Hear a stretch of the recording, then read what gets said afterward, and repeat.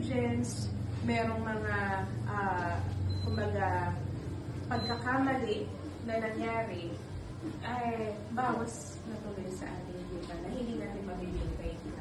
Mga pagkakapal din tayo.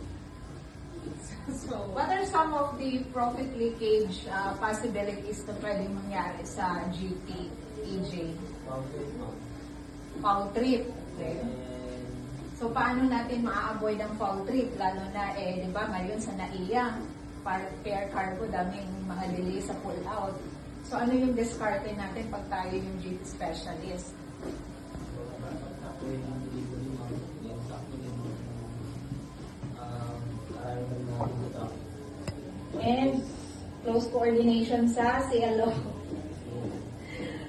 Yun, I think yun talaga. Yung mag-develop tayo ng close coordination, Proper planning. frequent communication with CLO.